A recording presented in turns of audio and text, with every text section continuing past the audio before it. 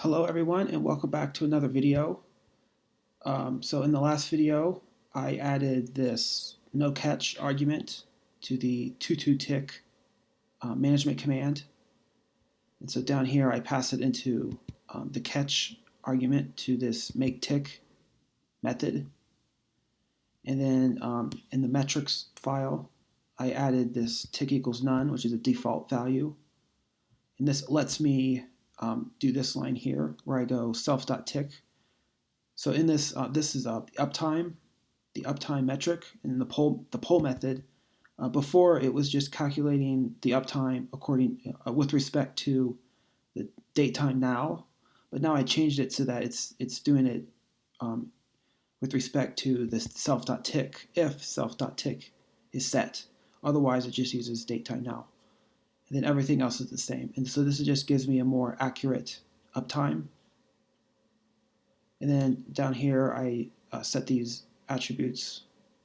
And then in the poll, this is optimized uptime. In the poll function, we have we set the tick to this uptime instance, so we can take advantage of this new more accurate way of doing it. And so then when we do uptime.poll, it gives us uptime according to the tick date. And then I remove these print statements and replace them with just comments. And then in the make tick method, we added the catch equals true. And then down here, we're actually implementing it. So if catch is true, then this toCatch variable is set to exception. And so down here, we, instead of just catching exception, we now catch toCatch, which is going to be exception if catch is true, and then if catch is not true, then we're going to catch nothing.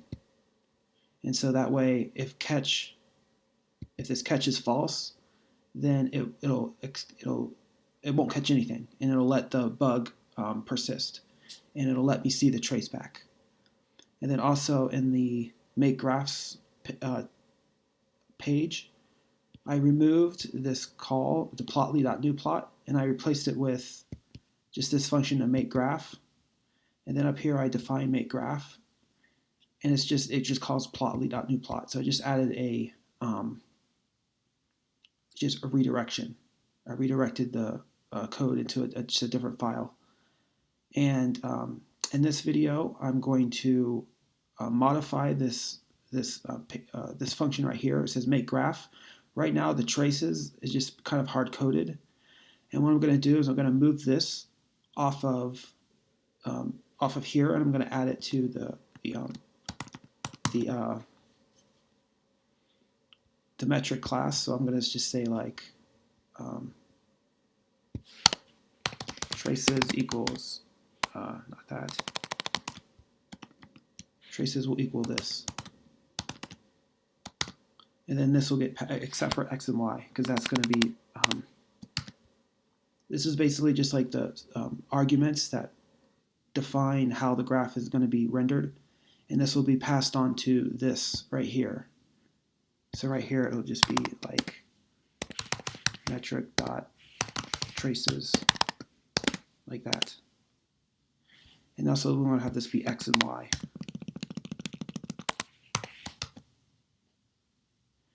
And then this has to be safe so that it doesn't escape the quotation marks. And then up here, traces. And then we'll say traces 0 x equals x. Traces 0 y equals y. And eventually this will be this only works because each of these traces only has one trace. But in the future, we're going to have graphs that have multiple traces, and so this would have to be modified in that case. But for now, I'm just going to keep it that way. And then the other thing I'm going to do in this video is I'm going to build out this directory size. I built this a few videos ago. I never finished it, and today I'm going to finish it. So anyways, it's back here. I'm going to now add the trace to the rest of the metrics. So I'm just going to copy this.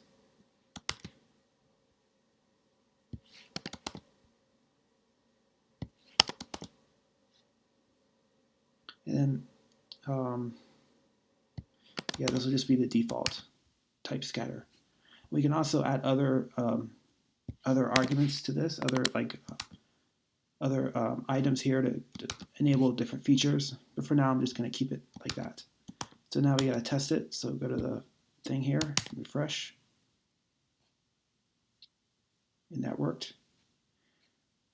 And also we can also say, like, for system load, I can say bar instead of scatter, and that'll let me make this a bar graph. I don't want it to be a scatter. Another thing I can do is this is the graph for the Munin, and so what it does here, this is how Munin makes the uptime graphs. It kind of shades the bottom part in like a solid color, so it's not just a line. It's actually like the bottom part of it shaded. So I'm just going to have this graph do the same thing. So the way I do that is for the Plotly library. You can see it has a feature where it lets you do that. And the way it's done is you add this fill, and there's two next y, but I'm not going to use that one. I'm going to use 2 0y. So I'll just copy that in. And for the uptime, I'll just add that to this.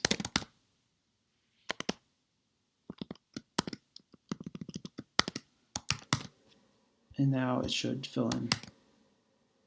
Yep, like that. So it's just filling in the bottom from the line down to the 0 line on the y-axis. And that's done. And the next thing I'm going to do is I'm going to build out this directory size. So the first thing I'm going to do is I'm going to fix this right here, because I copied this in and I just forgot to change it. So now I do that. And also, when I first wrote this, I have this check output of the du command. The problem is the du is that it only works in Linux. It doesn't work in Windows. And so I'm not going to use it this way. I'm just going to use a different way. And so I did some Googling and I found this Stack Overflow answer. And the question is, how do I calculate the directory size in Python? And the first response is this. So I'm just going to copy in this code. And I'm just going to use it here.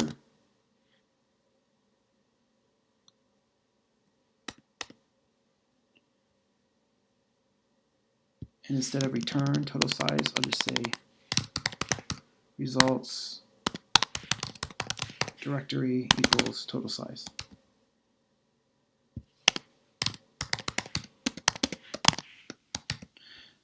So the result will be a dictionary with the key being the directory path, and then the total size being in bytes. So now to test this, we'll go to we'll go here, and I'll just add a new line. We'll call this directory size. Make sure I spelled it right.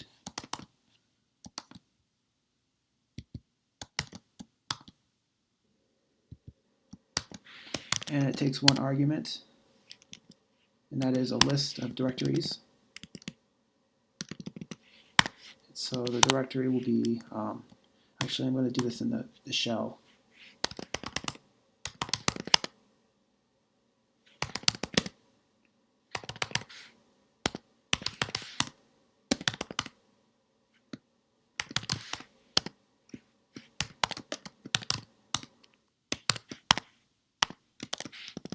So the first one will be, I'm doing this in the shell because that way I get autocorrect, or auto, whatever it's called, right? Autocomplete.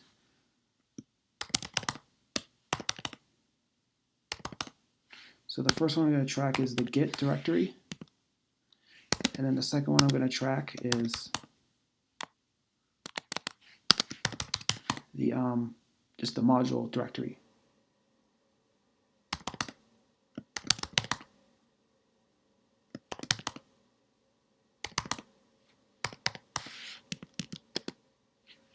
Oh, forgot the. Here we go. I'm just going to copy this in.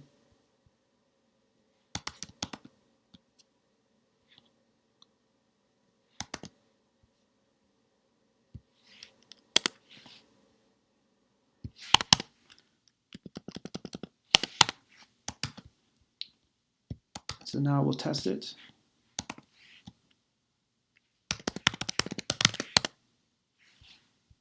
Okay, start path is not the right variable name. So this should be directory.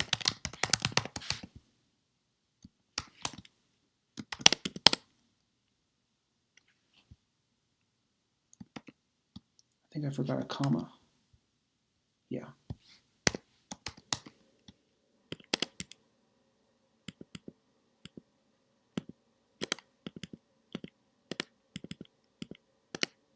And there it is. So the first one, the Git folder, is 83,000 bytes, and the module folder is 59,000 bytes.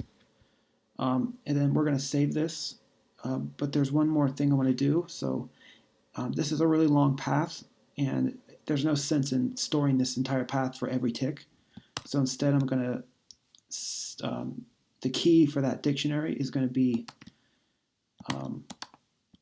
a hash. So instead of this, we're going to say self.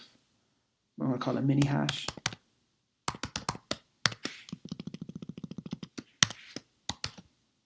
Self.mini hash. And so now I'm going to make a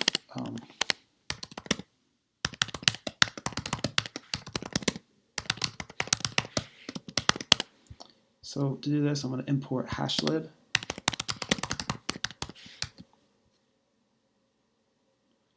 And I'll say lib dot, I'll go do this in the shell. Hashlib dot, it doesn't matter which one of these I use, I'm just going to use SHA-256. And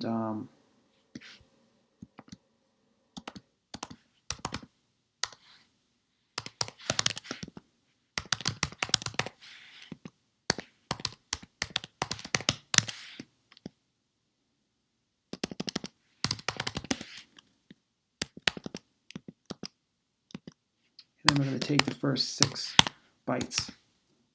So what this is doing is it takes a string, any string, and it makes a hash of it, and then you call this hex digest, and it returns just a bunch of random kind of letters. And we're going to take the first 6 characters, and we're going to use this instead of the hex, or instead of the entire directory name. We're just going to do a mini hash of it.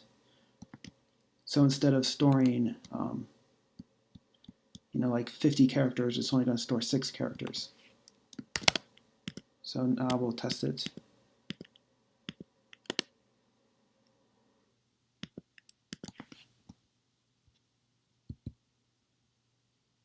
I'll put an underscore.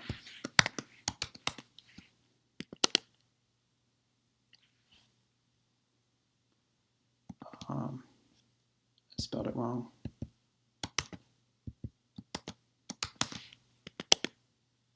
There it is. So now directory size, it's this one is this many, and this one is this many. And that's just making it more more compact. And the last thing I'm going to do is I said I was going to do this a long time ago, but I just never got to it. I'm going to remove this part. This is the show machine graph page. We do this query to get the number of the metrics that are in the database, and then we convert those list of metric name strings into metric objects, and we do that by doing this iteration and constructing this metric list, which is then passed into the show graphs. And then metric list is what's iterated right here. So these metrics are metric objects, not just a string of the metric name. And so I want to move this code away so that it's not in the view. So I'm just going to delete it. And then in utils, the utils folder, I'm going to just make a new function. We'll call it get metrics with an S from names with an S. Names, copy it in. And then I'm going to put a line here because everything below this line is just testing utilities, and these are going to be deleted at some point, but this stuff above is going to be kept. So I'm just going to put a line there to kind of differentiate it. And so remove metric list. And we'll call this metric names.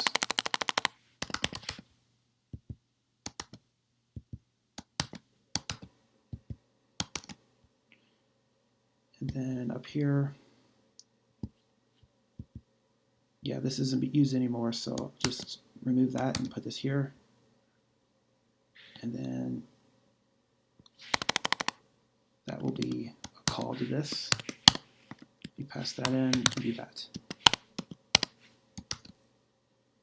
So this is going to give me a list of metric names that gets passed into this. And then it iterates over each name, and then we get the metric from name, and then we add that to the metric list if it's there. If it's not there, then it just doesn't add it. So if there's like a metric that's in the database but it's not installed, then it won't appear in this list and it won't show up on the page. It won't show up in that metric list and get written to the document, the show graphs document. And then one more thing I want to do, and that is, it says install graph sets. I want this to say to metrics. The word graph set I removed. I replaced it with metric. And I want to put the name of the project tutu in here because installed metric is kind of generic. And it's possible that another app is using that name. So I want the name to be unique. So that's why I put the name there. And so that way it's very, very not likely that another application is using a name, because this settings file is shared with all the other apps that you have installed. And so I don't want there to be any like collisions. So I'm going to call it that. And then this one as well. And then I'm going to anywhere where that is displayed, I'm going to have to change it,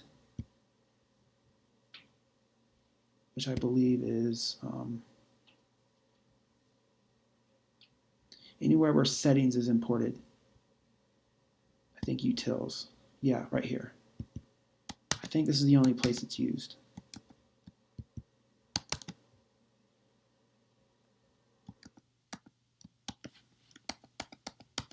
There it is.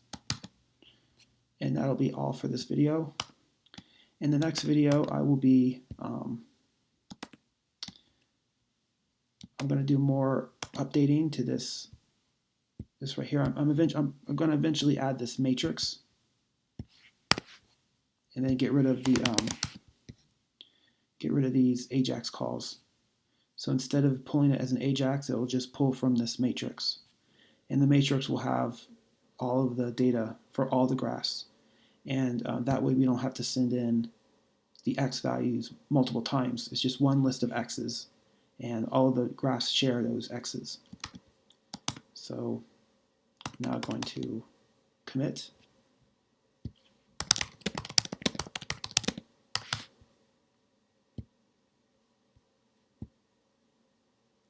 And that's it, and I'll see you next video.